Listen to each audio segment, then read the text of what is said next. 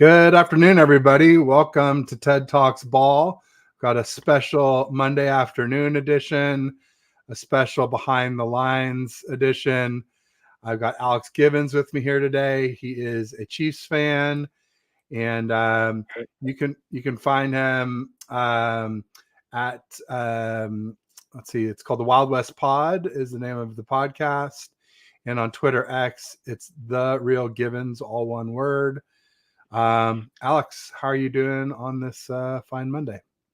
Hey, I'm doing good, Ted. It's finally Super Bowl week, right? So it's like a nice little holiday, and don't really feel like you want to do much else than continuously scroll through Twitter, or what is now X, for all the updates on where things are at. So hard to complain about life right now, I'd say, for either one of us, right?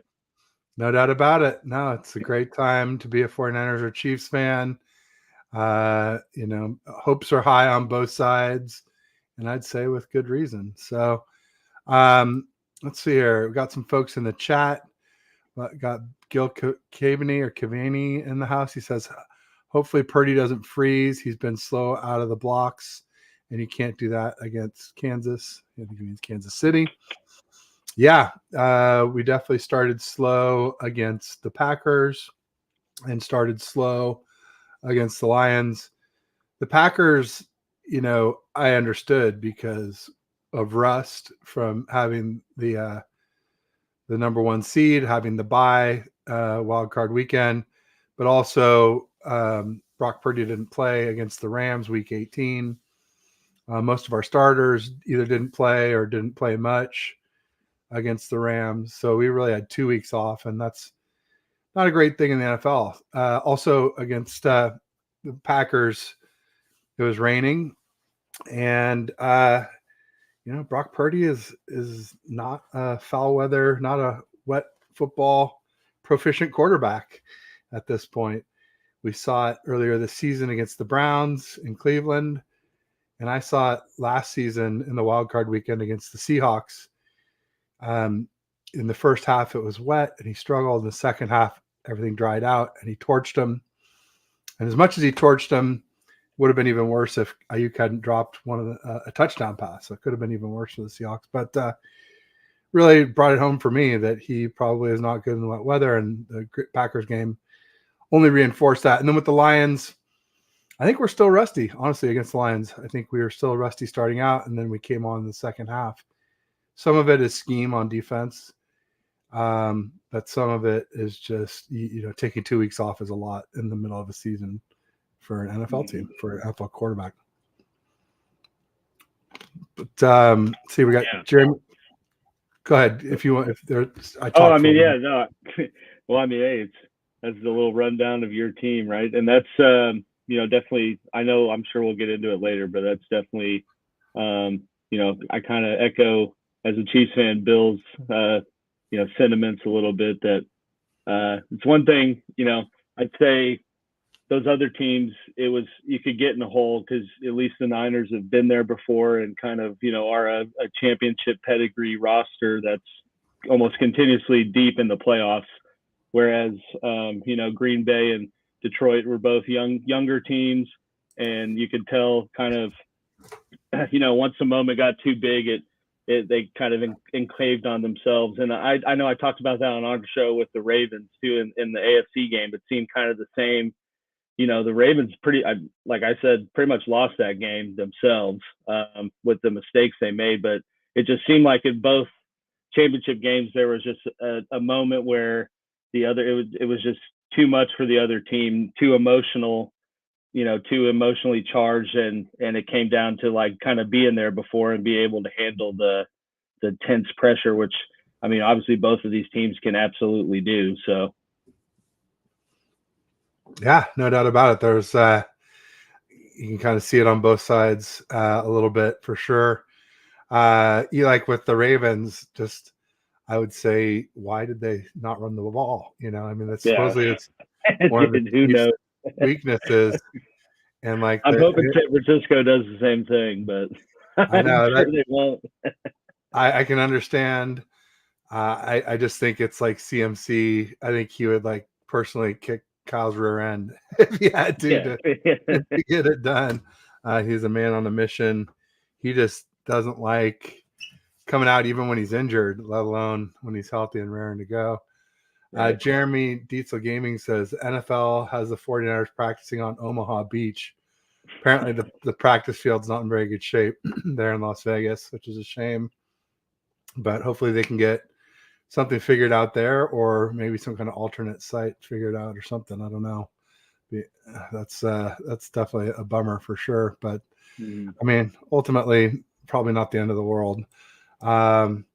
Jimmy Perez in the house. He says, "Yo, Ted, what's up? What's up, Jimmy? Good to see you." He says, "Let's go Niners." There we go. So, yeah. So, we should talk a little bit about, sort of what we think we'll see in the game, what we think are our team's respective strengths and weaknesses. Just the stuff like that. So, like for me, I can lead off and just say like some weaknesses on the 49ers. DBs, we have some real good ones. Tashawn Gibson's a real good safety. Diamador Lenore and Mooney Ward, who you know really well from being a Chief, are really good corners. Yeah. But the rest of our secondary is a little suspect. Ambry Thomas got cooked about 3 different times against the Packers. And then he hurt his ankle a little bit against the Lions. And then Jair Brown is filling in for Talanoa Hufanga. At first, when he came in, he looked like we weren't going to miss a beat. But then his sort of rookie tendencies started to show up a little bit. And he got injured a little bit. He's back. But even when he was ready to play, we put Logan Ryan in at first against the Packers until we realized there's just not much tread left on those tires. Nothing left in that tank. No. So we put Jair Brown back in for the Lions. He did pretty well, but you could see some bad angles. He's a big hitter, but maybe not a great tackler. He's a ball hawk, but can get, ball hawks can tend to get burned a lot of times. So those are some of our weaknesses on defense, excuse me. On offense, it's mostly O-line. We have Trent Williams, who's phenomenal. And so a lot of people go, the Niners have a good offensive line because we have the best offensive lineman. But, I always say a chain is only as strong as its weakest link. And our other 4 links are not real strong, at least not in both sides of the ball the way Trent is. Trent can run block and pass block with the best of them. Whereas like Aaron Banks, our left guard, is mostly a run blocker. Our center, Brendel, is mostly a pass blocker. I'm hoping that we start Feliciano again at right guard. We started him against Green Bay and the Lions there instead of Spencer Burford, who's our second-year player. He's a pretty good run blocker, but again, not a great pass blocker. And then Colton McKivitz, our right tackle, is a decent pass blocker, but not a very good run blocker. So they're all kind of half linemen, if you ask me. And then like with Brock, there's a lot to love. He's super cerebral. He has great poise. In other words, when all hell's breaking loose, he's able to keep his eyes downfield. And that's usually a good thing as long as he gets the ball off. But if he doesn't, it can be a bad thing. He can get hurt. He can get a strip sack. The poise can kind of work against you too in some ways if you're just totally have no internal clock or zero awareness or feel of the pass rush. Not that he has zero feel, but sometimes we've seen it a few times with these guys. He has feel when he needs to, right? Yeah. He certainly does. Yeah, he does. There's just been a few times where I've seen guys come off the right edge unblocked, including obviously Hassan Reddick famously in last NFC Championship game. It happened at the opener in the Steelers, happened in the Green Bay Packers game. I don't recall if it happened in the Lions game. Maybe it was Melifonwu, Ifeanyi Melifonwu, their safety, when he was able to duck that, and get it off to Juice for a 10-yard gain. But those things can go, one of two ways, and it can be a little bit scary, even though it's something that we typically like about Brock Purdy. But I've been talking a lot, so I'll let you run with some of the Chiefs' strengths and weaknesses as you see it. Yeah, honestly, I think it's just looking at the two teams as a whole. I think overall, it should be a very well matched game in terms of like what the Chiefs are good at is like the 49ers weakness and vice versa. So I feel like there's going to be a lot of, matchups across the board where, like Chiefs are a predominantly man defense, whereas IU is like a man killer. But at the same time, they're top 5 defense in that regard. So it's going to be, I think, across the board, a really intriguing Super Bowl matchup, from that regard. But I say overall, I mean, the Chiefs' biggest strength this year as a whole, which is pretty ironic considering kind of what they've been the past 4 to 5 years, is obviously their defense. It's been kind of a 180 flip this year, especially for a good 6-week stretch where it just seemed like the offense was pretty meh, and the defense was consistently elite, but the offense could either not get out of the way or just kept giving the other team opportunities. And we saw this kind of narrative for a little stretch of are the Chiefs finally done? Have they been exposed? XYZ. We kind of had a similar one with San Fran. Would they lose 3? That 3-game skid, and it was kind of a similar, approach in that mid-season lull. But I mean, overall, this team's been pretty exceptional on defense. In terms of against the pass, and just overall pressure in general. I think they were second in the league in total sacks and 3rd or 4th in QB hits. So, continue to use Chris Jones and benefit from just the mammoth of a human being that he is and the skill set he has of really being able to rush from anywhere. But also, have pretty good complementary pieces that they've been able to build through the draft or, signing a Minihue, which unfortunately, we won't get to see that revenge game plot to some degree because of the, torn ACL. But, he's been a nice complementary piece, once he did finally get in and was able to, get out of the 6-game suspension he had. But, with that being said, defensively, their weakness is obviously the run game, which is why, like you said, you're shocked at why the Ravens only handed it off 6 times. I don't know, but that's consistently been the Achilles heel, so to speak, of this, defense is, whether they can stop the run enough or not.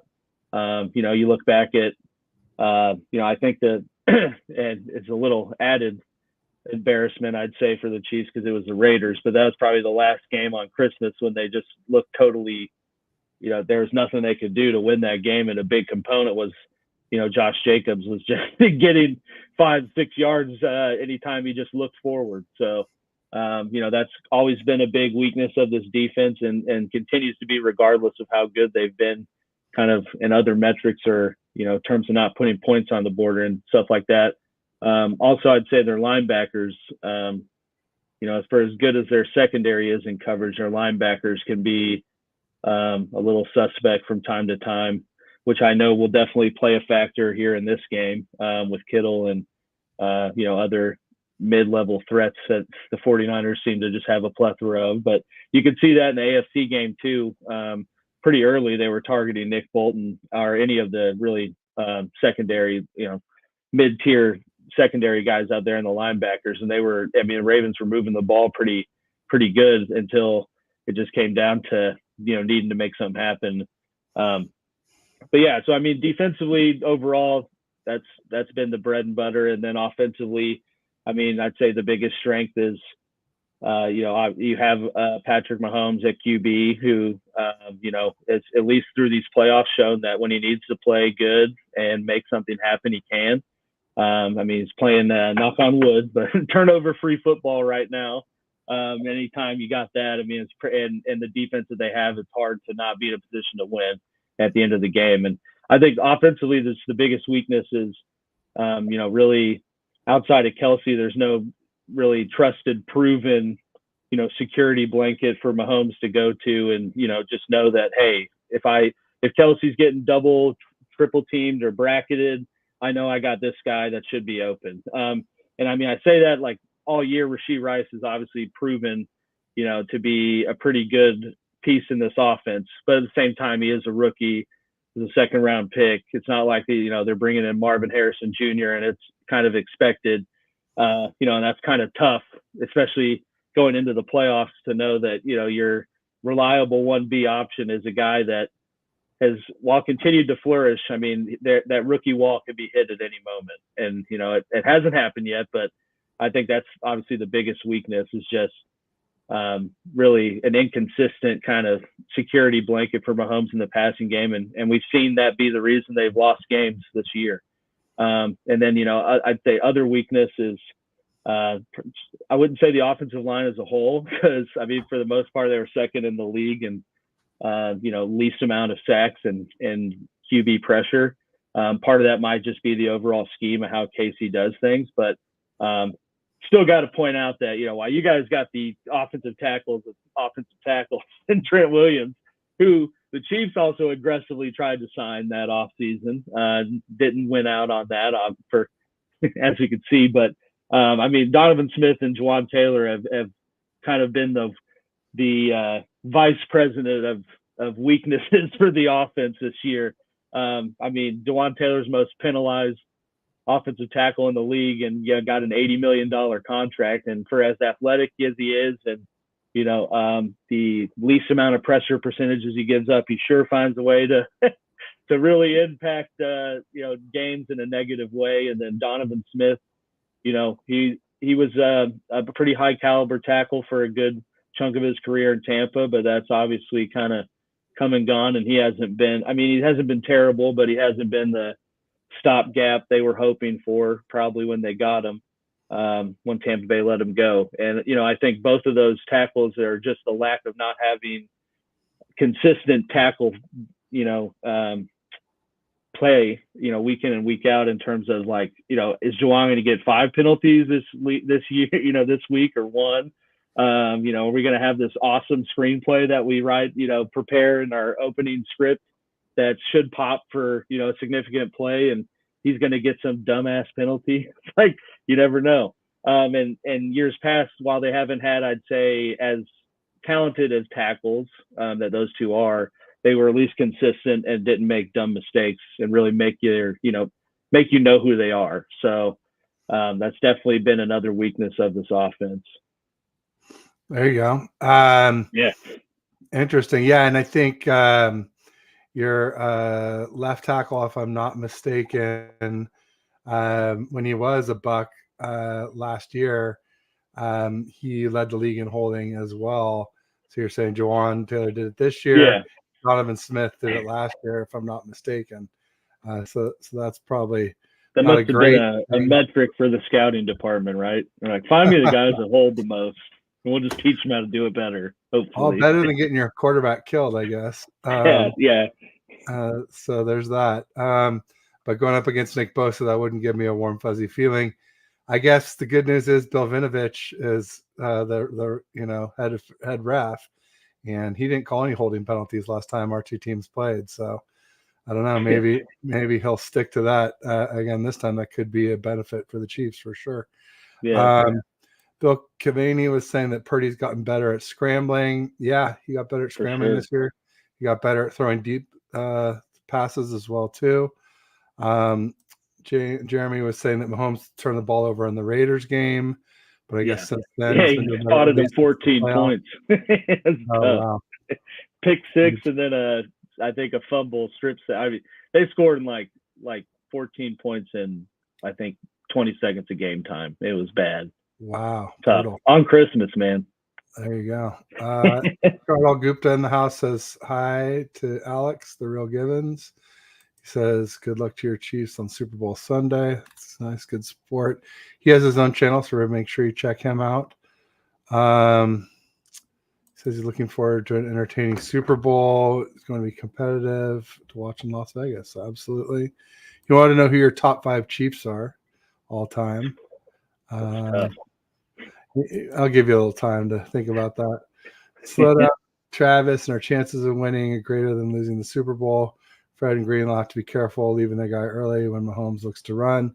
Yeah, I mean, I've heard some people basically say Dre Greenlaw spy Mahomes and Fred cover Kelsey, but you know, and do you pronounce it Kels or Kelsey? I say Kelsey, man. Yeah, me too. That's how I've always, I just want to make sure I wasn't offending you. No. but if you got Greenlaw spying Mahomes and Fred covering Kelsey, then like who's gonna tackle Isaiah Pacheco? It's like Tough. I don't think I trust Jair Brown to handle that assignment. So, or Oren Burks, our third linebacker, our strong side linebacker who comes off a nickel package. I don't know. That's a tough question for sure. Shardall asked me, how long have I been a 49ers fan? Long time, Shardall. Since 1976. Jim Plunkett was our starting quarterback when I became a Niners fan. Bosa called them about holding. Yeah, he did. He brought it up in the presser. And it'll be interesting to see. I know they was that week 7 or 8. It was right after you guys got McCaffrey, but he didn't really play. Yes, week 7. In that game, it was interesting how they played Bosa because Reed just kind of didn't block it, but gave him someone he had to he always just jet sweep into his way or had someone chip him, and they definitely put a lot of emphasis in how they were going to kind of contain his. Because he is his presence on the edge, and I think it'll be interesting to see if they do something similar. This go around, or now they have someone more athletic or that they think is athletic in Juwan Taylor. If they try to do it more straight up, which I would, that would be bad for my assessment. But it'll be interesting to see how they do it. Just going back and look at how they schemed for him last time. Yeah, last time he was playing hurt with a pulled groin, and so was Mooney Ward. Armstead was out. Jimmy Ward was playing in his first game back, and it was nice. Yeah, he had a club on his hand. I remember we had a 49ers guy come on to do our little 3-point stance, and they were he's biggest key is just a lot of prayer. And then the next day, you guys traded for McCaffrey. I was like, I think they got answered. Yeah, no doubt about it. And the next week we really saw it against the Rams after he only had a practice and a half before he played the Chiefs. Yeah, CMC. So that's it didn't really factor in. I think he had 5 carries. Yeah, but then the next week he threw a TD, caught a TD, and ran for a TD, the trifecta against the Rams, who tried to get him. They were real close to our offer. The difference was we offered a 2nd, 3rd, 4th, and 5th, and they offered a 2nd, 3rd, and instead of the 4th, they offered Cam Akers. And luckily, they wanted the pick and not Cam Akers, and so we worked out CMC from the Panthers. That was huge. I actually started this podcast the next Wednesday, November 2nd was when I first did my first show live stream. It's a canon moment. Yeah, it's a canon moment in the timeline, right? Been a lot of fun since there. Yeah, no doubt. And then other differences from that game. Obviously, like we said, CMC only had a practice and a half. Both our tackles were playing dinged up. Trent Williams came back early from a high ankle sprain to play, and Mike McGlinchey, our right tackle, played through a strained calf strain in that game. And then the biggest difference was it was Jimmy Garoppolo. Now we got Brock Purdy. Yeah. And Brock. I remember he missed that deep post that. Well, he had a remnants of an arm. It might have been a different outcome. Well, then that interception right before the half, where we were poised to go up, I think 17-16 at the half. Instead, it was 16-14. And it was kind of all downhill after that. And we kind of hung in there for the third quarter, but then you guys ran away with it in the end of the third and the fourth. Shardall was saying his top 5 Niners are Young, Rice, Craig, Montana, and Purdy. Oh, Purdy. Nice. Purdy making it, huh? I like that. I'm down with Young, Rice, Craig, Montana. I'd probably just go Ronnie Lott, for now. I'm sort of old school. I'm just old. He's the beast. Well, he was the beast. I'll probably go with those guys. Maybe Roger Craig's hard to beat for us. Let's see here. Jeremy Dietzel was saying the last game, yeah, 7 just no, exactly. We got some back, but some of them shouldn't have been back. Was what I was trying to say. I remember. Yeah, Ward was out there with the clubbed hand. Yeah, I remember. Yeah, that. Jimmy, and then Mooney Ward had a pulled groin, and Bose had a pull. Yeah, there was a lot of. Oh, the other one was Dre Greenlaw, got injured early in the second quarter, was out the entire second half, and he, as you can see now, he's one of our enforcers. Yeah. So, it's like after that game, our team came together and our defense really became a prohibitive number one D. I remember after the game, I said, "Thank God we got him when they just got McCaffrey and not like 3 weeks into this, because they're going to be a lot dirtier once they get him integrated in." And I mean, obviously, probably. I mean, who knows for sure? But if Purdy doesn't get hurt last year, he might even have had this rematch last season in the Super Bowl. So there you go. Yeah. No, a lot of people think that I always said 50-50. If Purdy stays healthy, I say it's a coin flip between us and the Eagles. Kind of like how it was with you guys and the Eagles in the Super Bowl. It's just like score. Kind of whoever had the ball last wins, or whoever makes the last stop wins, whatever. Yeah. Team Cali says 27 holding calls on KC. That was in 2019. None in the Super Bowl. How's that even possible? No, they didn't call any on us either, though. So that's the difference. Yeah. Hopefully it's even. Whatever it is, hopefully it's even. That's all I care. Yeah, I mean, honestly, you can call it on every play if you really wanted to. Yeah, so there's some truth. As a former lineman myself, I can attest for that. Right on. There you go. Yeah. Jason, Captain Niner Massey says Talofa Faithful. That's Hello Faithful and Samoan. Welcome to. Make sure you check out his channel, everybody. CMC has the best trade in a long time. Yeah, he is. One of the best ever. For sure. He wants to know how long you've been a KC fan. Man, I'd have to say, I mean, I'm not in the 70s. I can tell you that. I won't date myself. Well, you have to be pretty old to have seen all 5 Super Bowl wins and been to all 5 parades. Right? Yeah. Too young. I mean, I've always been. I was born in Kansas City. My parents have been fans. Like, we used to live right next to Arrowhead, so I mean, I'd say as much as I can remember, but I'd say probably my first memory of being an actual fan, is 2002 when they went 13-3 with Trent Green and Priest Holmes and the, best offensive line, and then fumbled it in the playoffs. But, I'd say that's one of my first fondest memories. But, so most of my life, I'll say. How about that?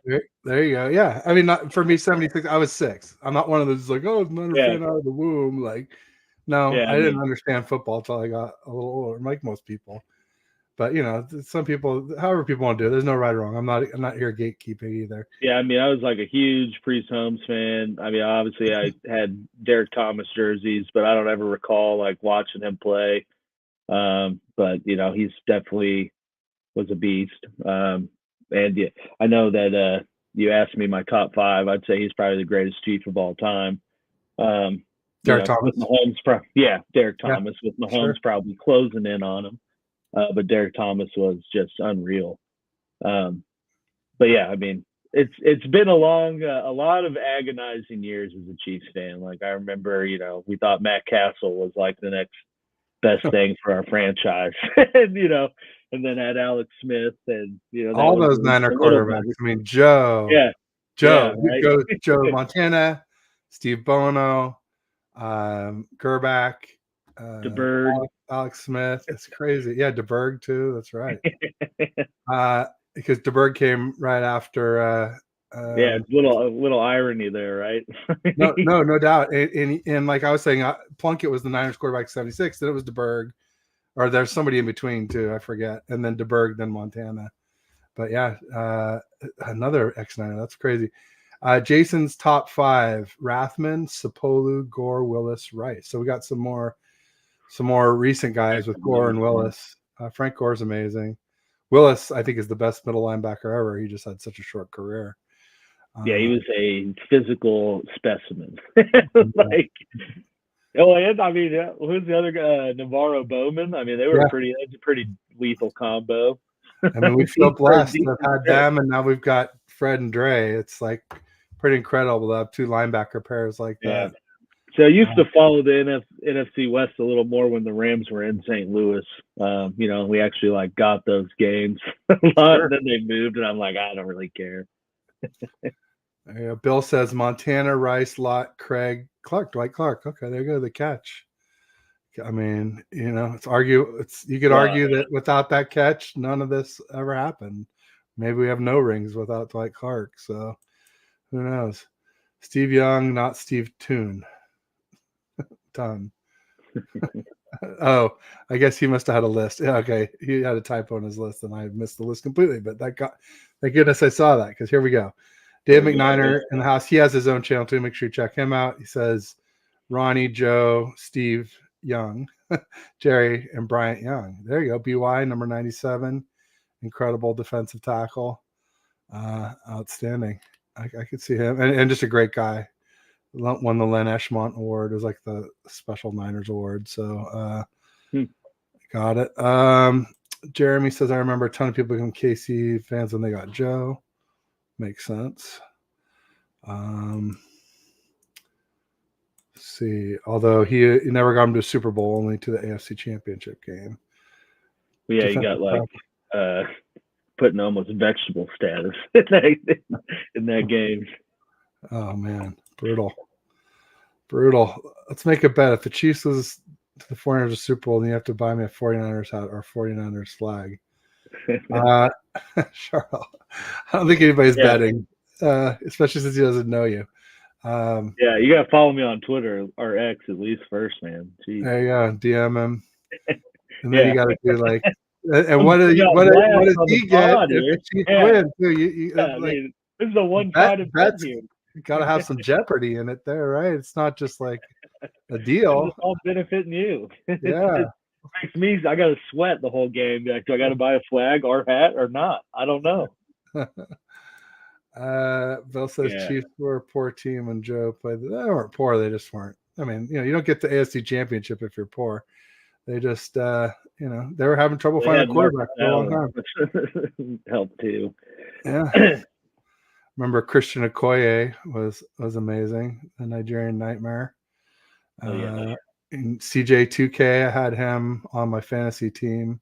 I guess that's not. No, they had Jamal Charles though. He was Jamal JC from KC. That's the one I'm thinking of. He didn't get no 2K though, but they've always. He was that kind of back though. They were like tomato potato. They're very similar. Just one missed tackle and they're gone. Type of speed. That was about all the Chiefs had for like 3 years. It's like Jamal Charles is either going to be cooking this game or we're going to lose. Brutal. Jeremy says, I like Sean Hill. He could make a top 5 list, but he played with heart, just lacked talent. There's something to be said for heart, especially when you see guys like we're calling him Jog Young, Chase Young. Yeah, right. He's just not tough. Heart just doesn't seem to be there. He seems to be like totally focused on getting the quarterback and not on setting the edge, and it's frustrating to watch for sure. So that play was tough for him. Yeah, I mean, he made about 3 nice plays in the Lions game, which is a lot better he did in the. I guess the Packers game he did have one big play where Jordan Love was going for. It's funny because the QB sneak where they're pushing, and then Philly they call it the brotherly shove. I had some Packers creators on the week before the game, and one came on after Goody. She was like, "Oh yeah, we call it the love shove." I'm like, "Oh, that's kind of dirty." But it was Chase Young who stopped that. So more power to him there. I'll call him out for good things. It's just unfortunate the bad outweighs the good right now. It's just a little bit of a shame, and it's visibly bad stuff like where he's jogging, where you're just like, "Come on, man, always got to run no matter what." I was hoping Joe Montana. That one was tough for him. That was bad effort all around. There you go. So Team Cali says, I was hoping Joe Montana went and won a Super Bowl for KC. I was so hurt and mad that the 49ers let him go. See, so this is the two sides of the Joe and Steve coin, because I was team Steve. I was like ready to turn it over to him. I'm like, look at how fast he is, and he's got a bigger arm, and he's like, he could be greater than Joe Montana, and he definitely was more talented than Joe Montana, but definitely not greater, because Joe just was a gamer and it was so clutch and the comebacks. But so I was definitely not rooting for Joe as a Chief. Like, I was like, no, like, last thing I wanted is people saying we made the wrong decision and, bagging more on Steve Young than they already were. There was already a lot of people that were mad at him just because they love Joe, and I love Joe. I just was ready to move on. I think both can be true. But there's a lot of people who think we would have won more than one Super Bowl if we held on to Joe and not let him go. So never know, though. Never know. Yeah.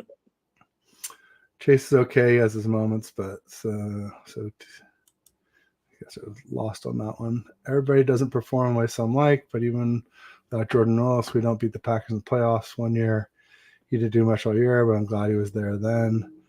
Yeah, Jordan Willis is an interesting story. He actually was involved in both the huge special teams plays. On the blocked field goal, he sort of held down the blocker that Jimmy Ward jumped over when Jimmy Ward blocked the field goal. And then he jumped up and blocked the punt. Talanoa Funga caught it and ran it in for our only TD of the game on a frozen Lambeau Field there. That was last year in the playoffs. And, and then the weird thing about him was he got released by a team and he's been out of the league all year. Like, nobody picked him up. It's something he must have gained weight or done something that we haven't heard about. Some sort of character issue, undisclosed health thing, or because he's too good not to be on a practice squad. Let's face it. I mean, at the least, if not a 53 in a depth role, I mean, at least in a practice squad. So something happened. So Kenny, right. I think something happened behind, but it's unknown though. Like, it's not disclosed to the public or whatever. You just never know. Yeah. So obviously, if it comes to special teams, the Chiefs not worried about Harrison Butker. He's a really good kicker. Been on a tear lately. I don't think he's. He set a record with the Dolphins game. He was 4 for 4. And then, like the Bills game, I said on our show, I think, that Bills game, just how those two teams match up is going to come down to the final possession. And, I'd rather trust Butker over Bass. And what did Bass do? Go and went and pushed the field goal wide right. So, wide right. I mean, those poor Buffalo fans to have to hear that terminology. You're probably too young to remember, Scott Norwood. Yeah. I mean, against the Cowboys. And and part of their 0-4 in their 4 in a row Super Bowl appearances, it's just tragedy. And then to hear those words again just so recently must have been brutal for them. In that game, I remember thinking, like, at the time when they went for it on 4th down, I kind of understood why they did it, because it seemed like it was a back and forth game. Both teams were kind of scoring. But then afterwards, there were several stops, and I'm like, oh man, they didn't have to go for it. And and then obviously there were some huge drops. Stephon Diggs had a huge one. Yeah. And that's probably the biggest, because he's the one you kind of consider to be automatic, right? He gets the money to make it. Like Trent Sherfield dropping 2 is almost more predictable than Stephon Diggs dropping 1. But still 3 huge pass drops. The Tyler Bass, wide right.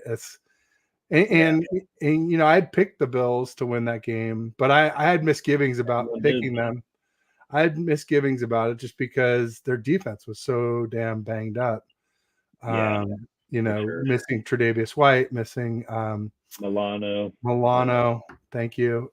Huge. And then I thought that Daquan Jones was still out, but he was actually back for the game. But who knows if he was 100% after missing most of the season? Probably not, right? So and not to mention that Von Miller straight robbed him of $40 million for he was whatever coming back from an ACL. This can be tricky, I know. I know.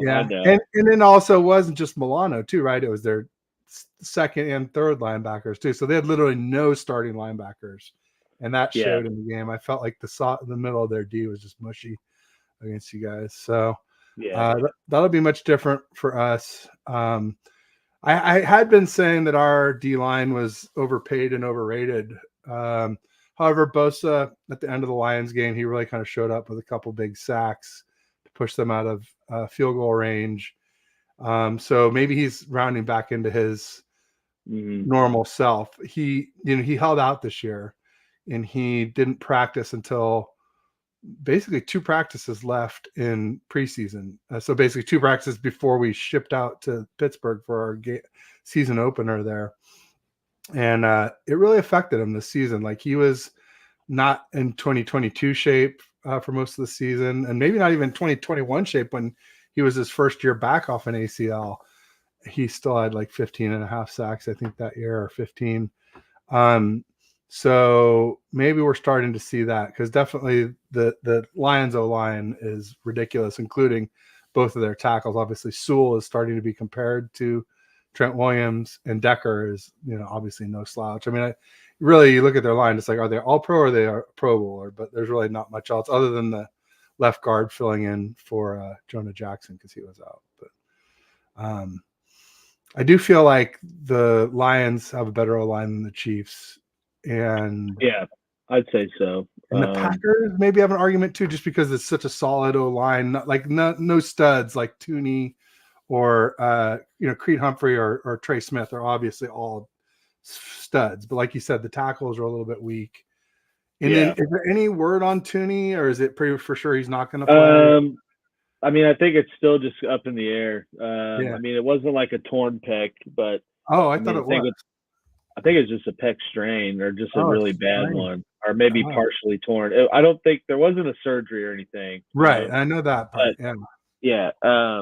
But last I saw was it seems highly unlikely that he's playing. So, again, probably looking at Nick Allegretti, who played in the AFC Championship game, and he's kind of the 6-man swing guy. So he usually gets snaps every game in some sort of package. So at least he, has some experience, but at the same time, you're it's like apples to oranges, right? Because you're talking about Nick Allegretti or all-pro left guard Joe Tooney. And, I think that definitely will play a factor as well, just because, the Chiefs' offensive line has been good because of that core in the middle there, and they've been able to kind of overcompensate the tackles.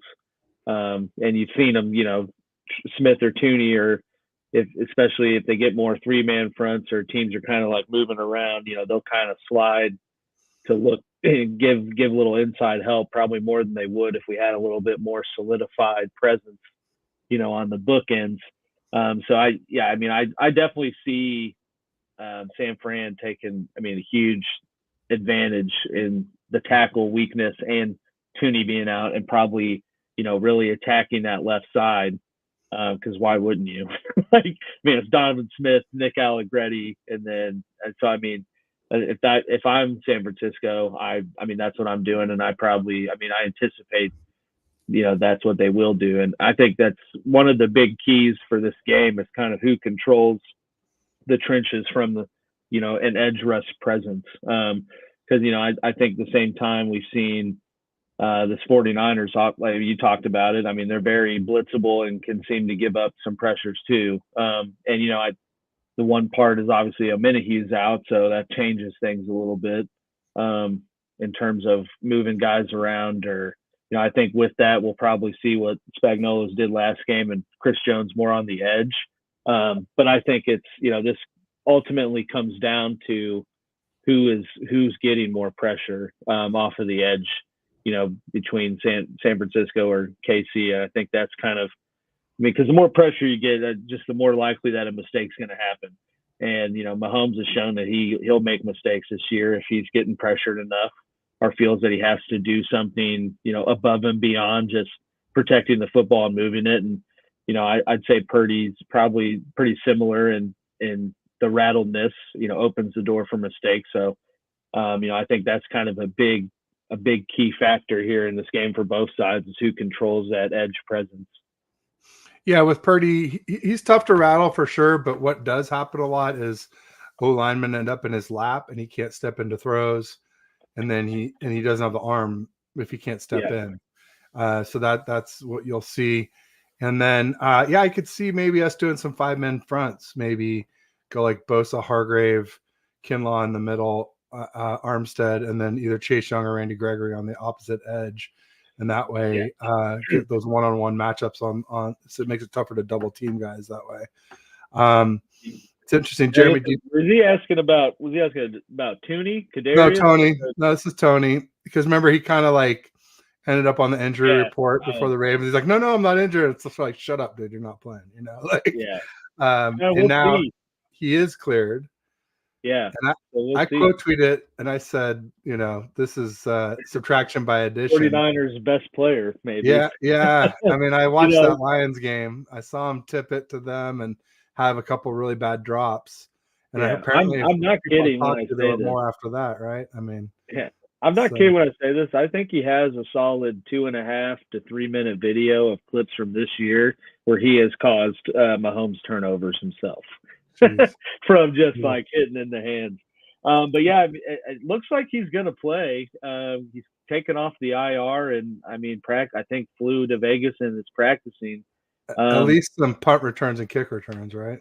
Yeah, he was kind of a unsung hero last year in the Super Bowl. Like, didn't do anything all year after they acquired him from New York, and then, had that nice punt return, and obviously the play they schemed up to get him basically wide open with just how Philly was responding to a motion.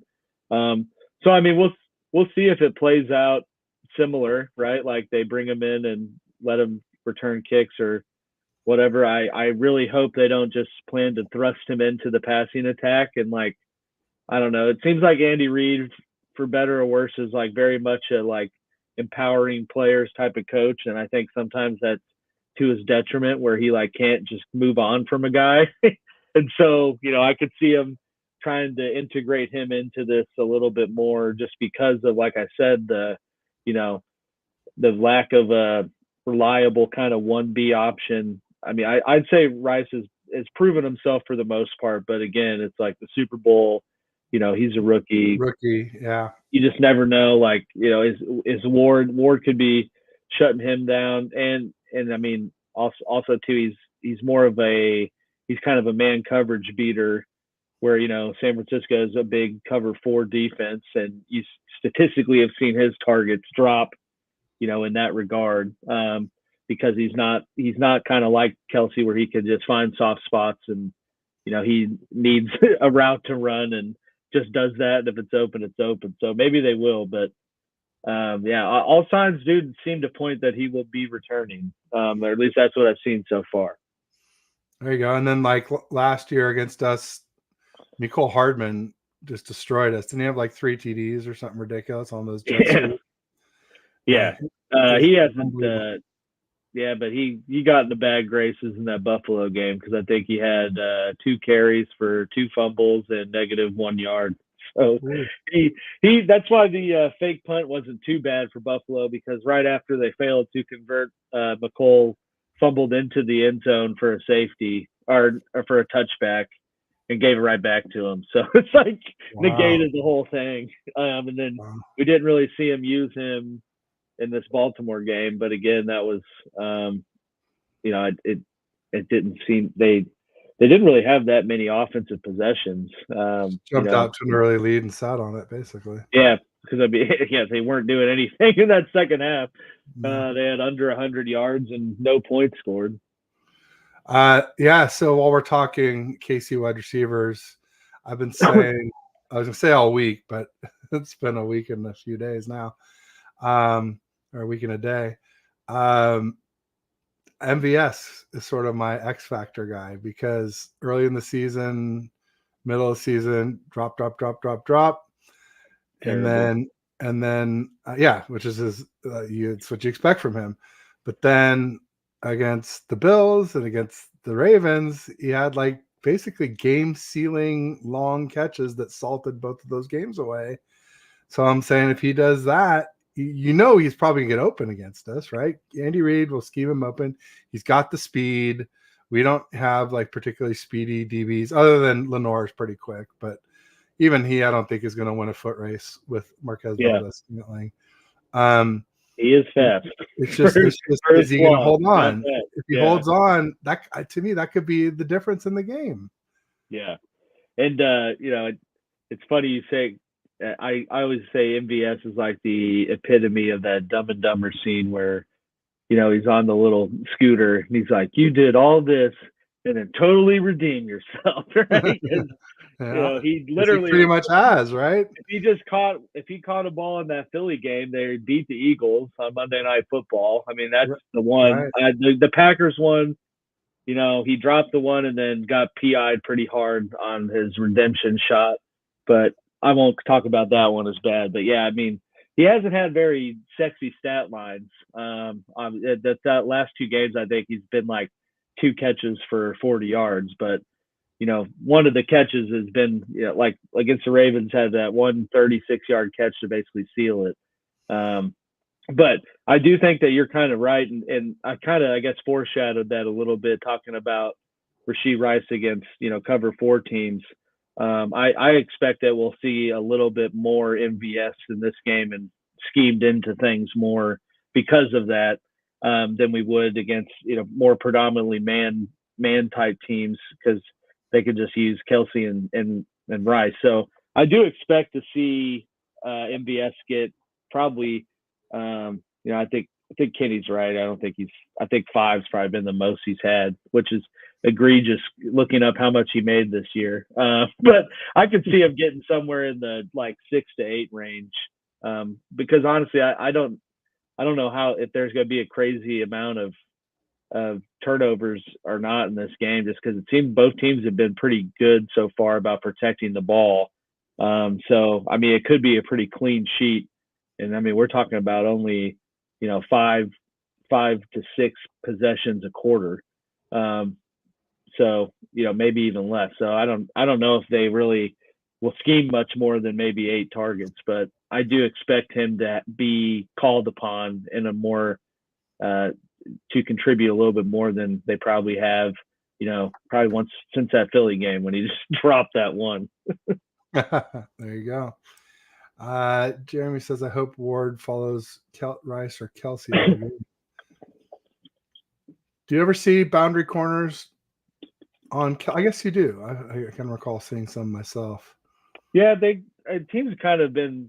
I'd say they kind of like bracket a guy more, off of it, a corner more off of him, but obviously a little more apex and closer to him than he probably would be. But I'd say the thing with Kelsey and, I think he's definitely a huge X factor in this game, which, I mean, he has been in every game, but at least in the playoffs, he seemed to be a little bit more of a youthful Kelsey than he was at the, during the regular season. But I mean, one of his greatest assets is finding the soft spot and zone. And I mean, you hear linebackers talk about him all the time about how he's so hard to defend because he's not actually running a route. He's just, kind of running around. He's like, oh, I see. Okay, I'm going to go over here. And, I think there's a video on Twitter of Luke Kuechly talking about that, like, earlier this week. And, I think that's going to be kind of the interesting matchup from the 49ers defensive standpoint, is how do they handle Kelsey doing that? Because, I mean, they're a predominantly zone cover team. So, it'll be interesting to see how Kelsey manipulates that a little bit, or if he does. But I mean, we know that Casey's going to be going through him to move the ball, because they have been this whole postseason, and he's continued to, answer the call when need to. So, yeah, Kelsey, they showed his route tree from the Ravens game, and there's not one route on there. So, yeah. It's funny to see for sure. Well, it's because he was a quarterback in college, or at least to start. So he has a little bit of. I mean, it's at Cincinnati. It's not Power 5 school or anything, but I mean, he has. Isn't that interesting? Because who else was a quarterback, and he knows how to always. This is what I said before I say who it is. I'll just say what I say about him. He has a unique ability to always, and it's as an outlet receiver, to always be as close to the sticks as possible, yet still being as far from a defender as possible. CMC. Oh yeah. Yeah. And you saw Jimmy look so much better with him, and we never really saw Brock without him, but you can rest assured that CMC is a security blanket to any quarterback, the way he plays. So that's interesting that Kelsey was too. Mm-hmm. And then Kenny's saying 42 targets, 21 receptions for MVS. So if we're saying 6-8, receptions, and we're probably saying 3-4 or 6-8 targets, we're probably saying 3-4 receptions then, right? I mean, realistically, unless our defense is better, maybe we'll say 3. Since maybe our defense is better than the average. I think the targets, the increased targets MVS will be on a deep shot type play, down, which are low percentage just to start out. And I mean that's occasionally what they do is something over the middle of the field, hoping that one of these safeties is more keen on what Kelsey's doing, or they just let him line up on the outside and see if he can get a little separation. I think that's the kind of added targets we're going to see. I don't think they're going to be throwing them quick bubbles or slant just to get them the ball and get them moving. But I could see them kind of dialing up a little bit more deep shots and being a little bit more aggressive than they have been, here in these couple games, just because the defense has been playing well. I mean, I think the blueprint for what they've done, well, at least at the Ravens game, right, they got the early lead and just kind of made sure they didn't do anything to screw it up on their own end. But Buffalo, they had to play a little bit more back and forth. And I think that's what this game's more in line to do, and more in line as the flow of how things will go. There you go. Kenny says, did KC have to switch to a defensive team because they couldn't afford to pay anyone pretty much on the offense? Well, yeah, I mean, Tyreek got 31 mil from the Dolphins or something ridiculous. And then Juju got a pretty fat payday from the Pats, right? Yeah. I mean, I think. And then McColl left for money and came back. Yeah, for a 1 year, 1 year deal or whatever. I think they obviously have to kind of work around Mahomes' contract kicking in, which is why we saw Tyreek go, but also knowing that they wanted to keep the defensive players. I mean, because it was either, I think at that point, we can afford Tyreek, but probably won't be able to afford Chris Jones and are going to have to move him. I'd much rather, they won a Super Bowl without Tyreek, so they showed that they don't need the cheetah. For as good as he is, they don't need him, when they have the other pieces, right? There's sort of a saying that you can't fake defense, right? But a great quarterback like Pat Mahomes can elevate guys on offense who maybe, they're not great on the Chiefs, but they'd be way worse if they weren't on the Chiefs. I mean, look at Juju went to New England, and I'm sure I got a little marred with injuries, which he usually is, but I mean, total absence of a player, and we got 900 yards out of him last year. Well, I'm not a big Mac Jones fan, so I'm not surprised. Oh yeah, I mean that doesn't help. That definitely didn't help him. I don't blame him for taking the money. Bailey Zappi is again like just that tomato potato. Yeah. Like I don't know if he's any better. The dog poo and tinfoil, and saying it's a dish or something just polishing it. That's saying you can't fake defense, right? I mean, if you don't have a corner, they're just going to pick on your corner mercilessly. So it's harder to fake on defense, whereas offense, a quarterback can really make up for not having as good a talent there. No, and that's what we've seen. KC, all their first round picks. That is sorry. Yeah. Well, yeah, because a lot of people want to call Brock Purdy elite, and I've been careful not to yet because he's played at an elite level, but not for long enough or consistently enough, or there have been some lows. And that reminds me, you brought up the 3-game losing streak, and I never really addressed it before, but now that I'm thinking of it, I would say, part of it was rain in Cleveland, but part of it also was Brock led a game-winning drive and Moody missed the field goal. Yeah. At Oh the end yeah, of the I game. watched that. Yeah, and then against the Vikings, he was concussed when he threw both interceptions late in the game. He went for a sneak, and a linebacker, I think, or a safety, came across and put the crown right into his temple, and so he was concussed at the end of that game when he threw those. And then the Bengals game the next week was 6 days later. I was shocked he had even been cleared to play, and I don't think he was really still 100%, because that happens sometimes where they clear people and they're still not quite right. But also Burrow was playing like Burrow that week. He was 28 of 32 for almost 400 yards and 3 or 4 TDs. I was there at that game. But then the overriding thing of all of them was, Trent and Debo were out and CMC was playing hurt in all 3 games. So, and then obviously with the Ravens, we lost to them. Obviously they're a great team, so there's no shame in losing them, but they beat us pretty soundly. But I would say that, like, 2 things. One, tip balls are typically intercepted at a 3 or 4% rate, which means 96, 97% of the time they fall harmlessly to the ground, and we had 3 tipped balls get intercepted, which is abnormally a high amount. And then one of them, the defender came through Kittle's back, which is a DPI. And who doesn't call DPI? Bill Vinovich, who was there. He was against us in Super Bowl 54. Guess what else? The year before, he's the one who let the Rams go to the Super Bowl when they had the most famous DPI against the Saints.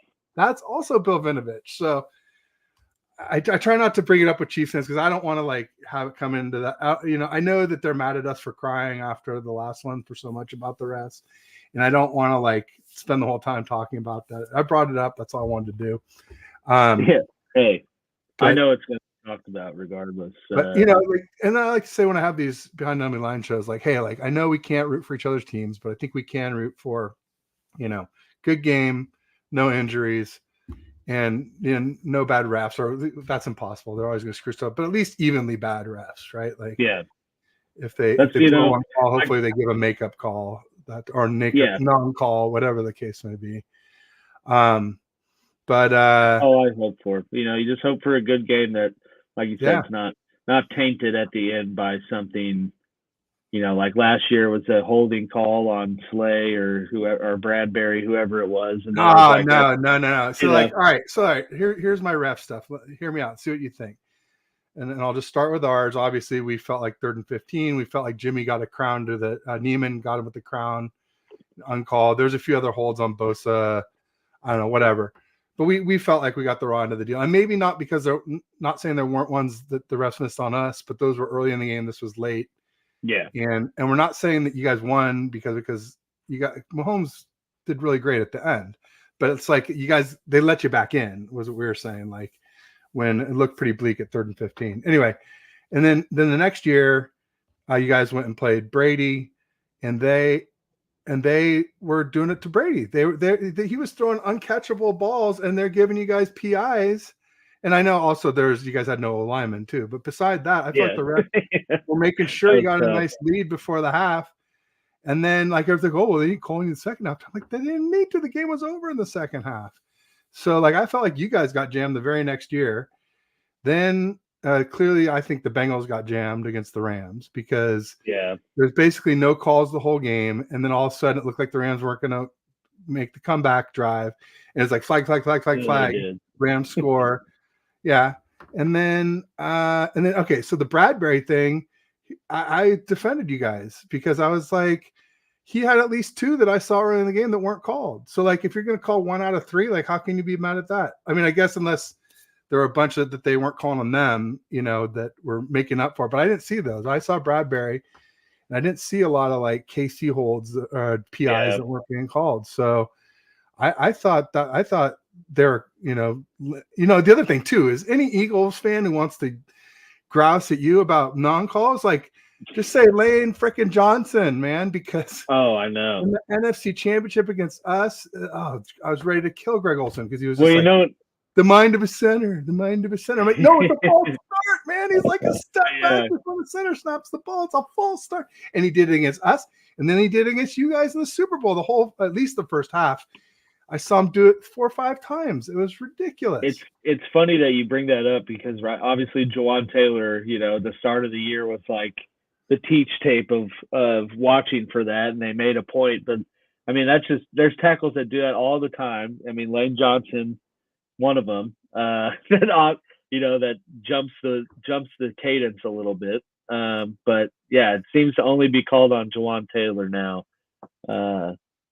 Yeah, I mean, everybody but Lane Johnson, basically. I mean, he's and he holds too. I mean, I don't think I talk about that part because, again, like you said, that could be called on any play, whatever. But I feel like he gets away with holding a lot too. But this false start is just so egregious and obvious. It's like if you do freeze frame, like he's already back. The ball still hasn't left the ground. So yeah, I just mentioned the ref thing. I echo your sentiments, right? Like I don't want to blame or sound like so if the Chiefs lose and there's bad calls, I'm just going to talk about what they did football wise to lose. If the Chiefs lose and it's bad calls, I'm going to be here saying I wish we hadn't won that way. Right. And that's how I feel, right? If anyone watches our Wild West show, it's the point of the show, right, is I'm the Chiefs representative with the Raiders, Broncos, Chargers fan. So, I mean, all they wanted to do the whole time last week was tell me all the missed calls the Ravens didn't get that ruined the integrity of the game. And I'm like, you guys are just salty as hell that your franchise can't make it out of the damn cellar, and this is all you want to talk about. And, the flip side is all of Twitter's like that too. But, people don't talk about Chris Jones got tripped that should have been a safety. We don't talk about stuff like that.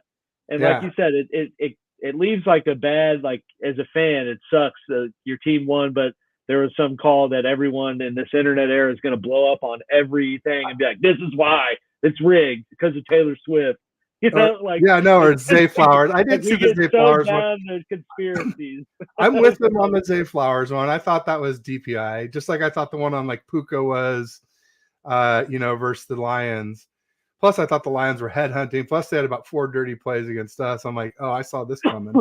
Anyway, bottom line, so let's hope for none of that stuff too, obviously. Exactly. But I mean, there's only so much you can do, and like I said, if it seems like my team got given it, I'll be the first to say it because I'm fair and I like to think I'm pretty unbiased. Jeremy Ditzel says, I blame Sherman for that loss case. He got lit up in the 4th. Yeah, Damian Williams juked him badly on the sideline. And then obviously Sammy Watkins showed it had been showed by actually the Packers in garbage time. I think it was Devontae Adams had done it to Sherman where you do a quick step and then just go, and he just couldn't keep up. Yeah. And then Sammy Watkins did the exact same thing to him in the Super Bowl for a big one. But there were quite a few, not huge, but just first downs out in the flat on the sidelines where Sherman just got abused by Damian. And people say, somebody in an earlier stream said, do you think it'll be the same MVP? It was the same Super Bowl or not presidential candidates back in 2020 as it is now. Yeah, we're gonna have a pandemic too.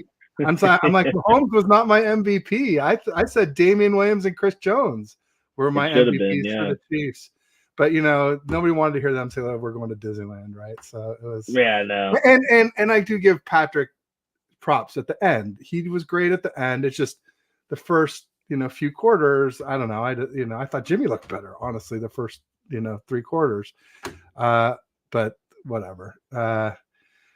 We all see what happened to Jimmy when he left the friendly confines of San Francisco to become a Raider. He just completely fell apart. And so that's why I don't get too mad at people that say that, Brock Purdy is a product of his system or weapons. I don't think he's a game manager because he throws the 10 to 19 yard balls better than anybody I've ever seen. And now he's throwing the deep balls, some of the best I've seen. But I also don't say that he's elite either, though, because not yet. I mean, he's had some elite play. I just want to see more of it with less variability and variability further apart, Yeah. He's definitely got the elite traits, right? And I think he has he kind of has that. Sure. I said mental giant even when I was being mean to him in the offseason. He's got that cerebral instinct to make a throw at the perfect time and put it in the perfect spot, right? There's only, I'd say, everyone in the NFL is at least talented in some regard throwing the football, right? But I'd say there's only, I mean, I'd say there's probably 5 to 6 QBs that I'd say have that factor of being able to make throws like that. Purdy, Allen, Herbert, Mahomes, probably Burrow, and Stafford. Probably the only ones I'd say that can do stuff like that. So yeah. The guys that have bigger arms, or they're taller or faster. Although now Purdy is uncorking some long runs, so whatever he's got for top speed, it's working more recently. So as long as you make somebody spot, like that's the whole key to me, is like as long as you can throw deep balls well enough to keep a safety out of the box, the second safety, and make one of the guys left in the box spy you, then that's all I care. That's elite to me, because then you got 2 less guys in the box to stop Christian McCaffrey or whoever you get the ball to. You just have less eyes on your weapons. Randy says System Ted the Visor Man, elite AF, MF, MV Purdy. So the elite he's had for a while, and that was from him saying Purdy's elite. So he's been he's an early adopter, and hopefully he's right. I mean, like I said, I always say I'd rather be happy than right, and it definitely makes me happy to think we have an elite QB. I just don't want to say it until I really, really believe it. Elite QB on a 7th round picks roster or salary too, right? Yeah, $800K a year. That's why we have all these weapons. It's how you can have a highest paid left tackle, a highest paid linebacker, a highest paid wide back, highest paid fullback when nobody even has a fullback anymore, and we got some he makes crucial plays for you guys though. He had that one first down catch last and he blocks, and he talked about linebackers being maybe a weak spot against the pass for the Chiefs, and that's, I forgot to highlight that, but that's definitely something Kyle loves to pick on, even with great linebackers, where you put us in 21 personnel, and you got CMC and Juice back there, and whatever linebackers on them, you split them out into the slot, and the linebackers all of a sudden out in space with no friendlies, and and a real disadvantage on almost any route. And so that's what Kyle, I'm sure, tried to do for sure. Yeah, absolutely. You also mentioned that you had played O-line. Did you want to talk a little bit about that at all, or? No, man, can't you if you want? I'd just be curious. I was curious when you said it, and I don't want to put you on the spot, but at the same time, I'd like to know more.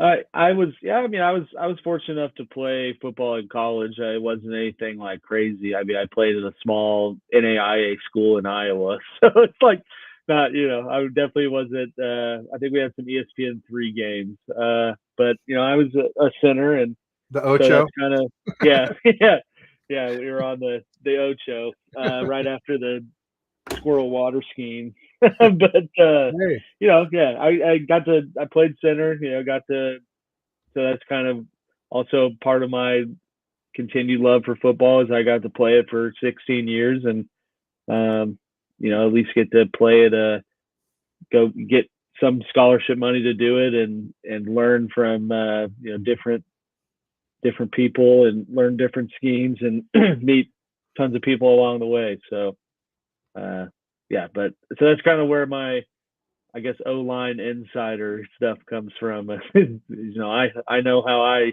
used to use my hands every play. So that's cool. That's cool. I mean, I played a little Pop Warner a little in high school, so nothing close to college. And being a center, O-line's already one of the smarter positions out there, and center is arguably the smartest position on the O-line. So that's really cool stuff. Whether it's big school, small school, but you got on TV, that's huge, regardless. And more power to you. That's awesome. Yeah. I'm glad I'd say the only thing that's different is you don't get all the cool like added stuff. Like you still got to do all the same like workouts and all the same like physical tests, and watch all the same film and everything. All the same expectations. You just don't have all the allure of like I'm at Clemson, or I'm at Alabama. Like, we maybe have one tub like that everyone uses, rather than a $40 million facility.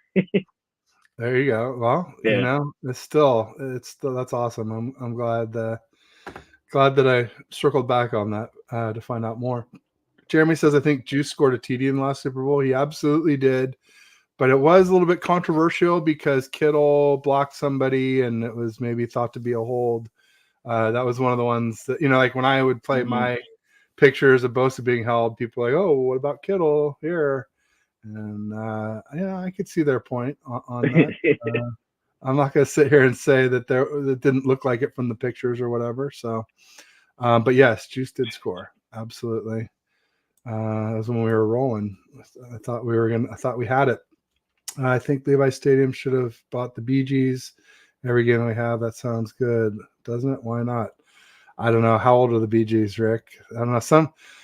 It's interesting because some of these bands play till they're done being here on this earth, right? And some of them should really stop. Like we went and saw Fleetwood Mac. They were all in their 70s and they were rocking. They were doing great. I went and saw it was an old band that I used to like. Oh God, I'm blanking on their name. Oh God. See, it's a senior moment talking about a senior band, about a podcast who's too old, talking about a band who's too old. It'll come to you. It will. But yes, the band was called Yes. And I saw them once. I think it was at Shoreline, which is an open air amphitheater here. And they were pretty old and they were rocking it. And then 5 or 10 years later, I saw them at SAP Center in San Jose. And I was just like, oh man, no, you guys should. Like, what happened here? 5 or 10 years ago. Yeah. So it's kind of like athletes, it's just, I think it takes musicians obviously a lot longer. But when the end comes, the end comes. And so I don't know enough about the Bee Gees. Honestly, my only Bee Gees stuff is like the Saturday Night Live with I'm blanking on their names too, but Tonight Show and the singer. God, they're just on too.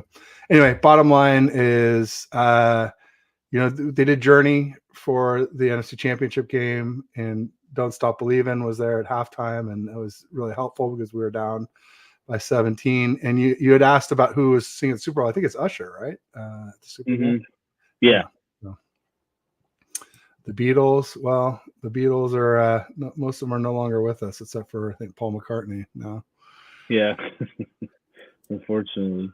Yeah. Trent will be pass eligible at some point. Yeah, I think we still haven't gotten him as TD yet. We've tried a few times. This would be the time for sure. Although he has said for sure that he'll play in 2024. There's some record that he can set if he plays in 2024, and he says he wants to break the record. So, but I think we'll be drafting a tackle in 2024 with our first round draft pick. I find too that a lot of the older elite linemen, right? I feel like as long as they're healthy, they'll play. But it's like the minute something happens, I'm like, I look at Joe Thomas, right? Was 16 straight years, and then like tore his bicep, and he's like, yeah, I'm done. Like, we're good. I'm not going to come back anymore. So I mean, yeah. Kenny's helping me out here. He said it was Jimmy and Justin, Andy Gibbs talk show. So that was Jimmy Fallon and Justin Timberlake. They do that on Saturday Night Live, and they were just on recently when I think the gal from 50 Shades of Grey was on or something. Anyway, bottom line, sorry I cut you off, but where were you going when I cut you off? I apologize. Oh, I don't think you did. I don't think you did cut me off. Oh, okay, good. I was just we've been at this for a while here. We've been going for about an hour and 20 minutes. Do we want to make predictions for the game? Yeah. I mean, I'm down to. I mean, I like I said, I do think it's going to be a close. I mean, what's the spread? Isn't it like 1 I mean, Niners -2. Yeah. But I mean, I do think it's going to be a close game. That's kind of how every Chiefs game's been this whole postseason. But especially, when the other team's elite, like we and I think have said multiple times, it kind of comes down to like who makes the least amount of mistakes or who makes the final mistake and who has the ball last. And I can see that. I mean, that's kind of how I see this game playing out too. So honestly, I think we're looking at like a 27-24 or somewhere in that kind of range. A field goal or say however the score. I mean, someone's gonna have to score in the tail end to win it. No Or field hold it goal. off. No field goal. Yeah, but I think we do see some points, but I don't think we see like a whole lot. I mean, 49ers defense, whereas what their faults may be, like, are still very good. And if, like I said, if whoever's controlling the edge presence will play a factor, but it's also not the same type of Chiefs offense that we've seen with Patrick Mahomes. So it's like, I always feel like there's kind of like an eggshell analysis with them where it's like, yeah, they've been good so far, but it's mainly just because the defense is still lights out and they haven't turned the ball over. We still have, it's not like we've seen like gradual strides of like, oh, like I know that Mahomes can just get a touchdown for 50 yards whenever now, because, like in the past. So, like I do see the defense continuing to be successful. I think they'll be a little less successful than they have been these past couple weeks. Probably more in line with the Bills game where, they'll make some stops, but definitely give up some yardage on them. And kind of flip side, I think the same thing from the Niners defense. So I think that I think 27-24, somewhere in that range. And I'm gonna go ahead and say that the Chiefs win. That's just because I'm a fan. Yeah, I know. I get it. You got it. It's fine. It's fine. I was saying 24-21 for a minute, but I think I'm lowering because that would require a Moody field goal. So I'm going to say 21-17. There we go. Becker gets the field goal, but it's not enough. But yeah, I mean, my biggest concerns are, Pacheco, stopping Pacheco, stopping MVS. Yeah. Ultimately, Kelsey's going to get his, and then just that, like, the Niners seemed rusty against the Packers and the Lions, and the Chiefs seem to be playing their best ball. Not that it's their best ball of the last few years, but the best ball of this year, the last few games, like you said, since the Raiders game on Christmas Day. So that's a concern. So yeah, I mean, I could see it going either way for sure. Mm-hmm. And I guess we'll just say thanks to everybody who came out today. Appreciate all the audience interaction. You guys have been great. Oh, wait, real quick, Randy was saying. So basically, they're saying we don't know what the hell. What the hell he's saying? I mean, who does really know? What the hell he's saying? I mean, what I do, I won't even say I know this, but what I am very confident in is that neither of these teams is going to get blown out. I think that would be crazy, unusual for that to happen. Other than that, no, I don't really know. But my guess is that we have the better team, but the Chiefs have the better quarterback, the better kicker, and maybe the better defense. Our defense is better with Talanoa Hufanga. Hufanga is not the only guy missing from our team. Just like you're missing, God, I'm blanking on his name too, and he was just a Niner last year. The guy who just tore Charles, who just tore his ACL. We're missing Cleveland Farrell, and he's not as good as Amenihu, especially not at pass rush. But what he is good at is setting the edge, and that's something we've been struggling with the last two games, and something you got to be able to do with Pacheco. And so, yeah, those are some of my X factors. Are can we set the edge? Can we do anything with MVS? Because I think he's going to get open. Just can he catch the ball, the big balls like he has in the last two games? And if we can't set the edge and MVS catches those big balls, I think the Chiefs win. But I don't think that will happen. So, and I do think we'll be able to run the ball, and I think that's yeah. I think that'll help. I think the only way that you guys wouldn't be able to run the ball is if we see a similar, like the Packers-Lions game where KC gets out to an early lead, like an early, 14-0 lead or something, and kind of takes some of the plan of, going through McCaffrey out. I'd say that's probably the only way that McCaffrey's not going to get his in this game. Not to say that I see that happening, but I think that's really with how the Chiefs defend the run and usually are against the run. I think it's more of a we hope to contain him rather than stop him. Yeah, No doubt about it. It makes sense. Yeah, I mean, that's why people didn't know we had a bad run defense for a lot of the season, because we would just jump out on teams and they couldn't run it against us. Mm-hmm. And maybe we didn't have a bad run defense with Hufanga, right? I mean, that's also probably part of it. Randy says Charles Omenihu 4.5 sacks the entire time with the Niners 26 games. Yeah, but he had 6 sacks with the Chiefs in what, 10 games? You said he missed 6 games and he also, like, I want to say the last years with the Niners, I mean, he was had in the like highest sack percentage per play of the Chiefs. And pressure percentage. Whatever. Yeah. That's why he got. That's why the Chiefs wanted him, because he was in that rotational, situational package, but when he came in, he got pressure. So yeah. It was a tougher rotation to crack in San Francisco, especially back when we had Ebicom, who is also a really good defensive end, who's really good against the run. So Omenihu is more of a nickel edge, and Ebicom was more on base downs. But anyway, good stat though. Thanks for sharing, Randy, as always. He says he was a bum. That's total bull. You don't get 10 mil.